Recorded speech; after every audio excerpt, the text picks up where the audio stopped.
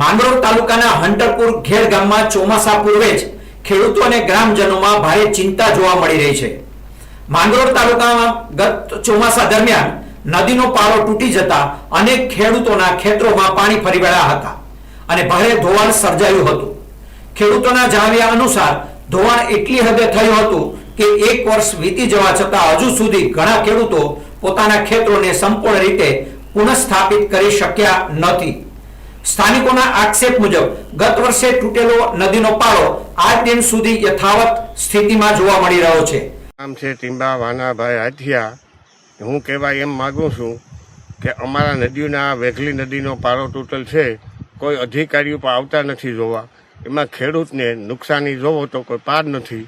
અને અમે ઘણી વાતો કર્યું, ઘણા ખેડૂતો પહેલાં અધિકારીઓને કહ્યું, ઘણા રાજકારણીને કહ્યું, પણ કોઈ ધ્યાન દેતા નથી। અમારો પારો હંધાઈ જાય તો ખેડૂત બચી જાય ને ખેડૂતને કોઈની પણ પોતાને તેવડે કરી શકે એમ નથી। 1500 કરોડનું પેકેજ 1500 કરોડનું પેકેજ જાહેર કર્યું, પણ ક્યાં વાપરવાનું છે એ પણ ખબર નથી। અમને ખબર છે કે અહીં વાપરવાનું છે, પણ કોઈ અધિકારી અહીં આવતો નથી। અનેક રજૂઆતો અને માંગણીઓ છતાં જવાબદાર વિભાગ દ્વારા કોઈ અસરકારક સમારકામ કરવામાં આવ્યું નથી। આગામી ચોમાસું નજીક આવી રહ્યું હોવાથી ખેડૂતોમાં ફરી એકવાર નુકસાનીની ભીતિ વધી રહી છે।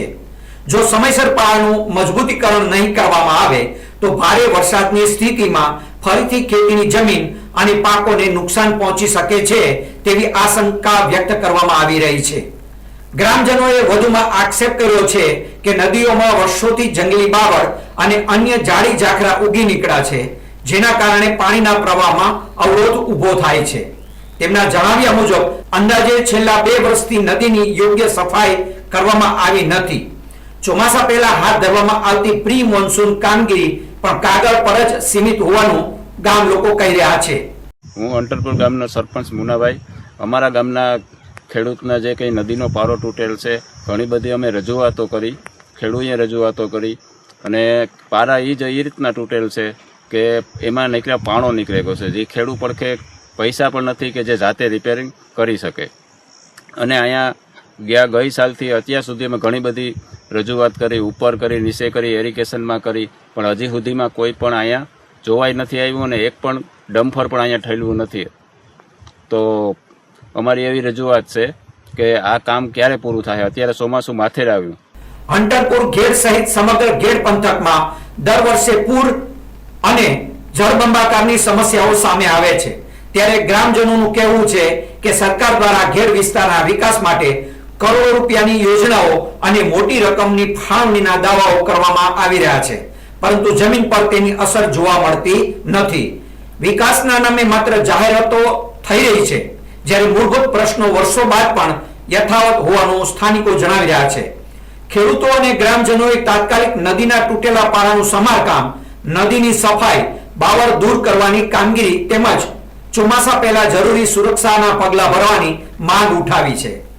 જો વહેલી તકે કામગીરી શરૂ નહીં થાય તો આગામી દિવસોમાં ખેડૂતો દ્વારા ઉગ્ર રજૂઆતો કરવામાં આવે તેવી પણ ચેતવણી આપવામાં આવી રહી છે। હાલ હંટરપુર ઘેડ ગામમાં નદીના પાળાની સ્થિતિ અને પ્રી મોન્સૂન કામગીરીને લઈને લોકોમાં ભારે રોષ જોવા મળી રહ્યો છે।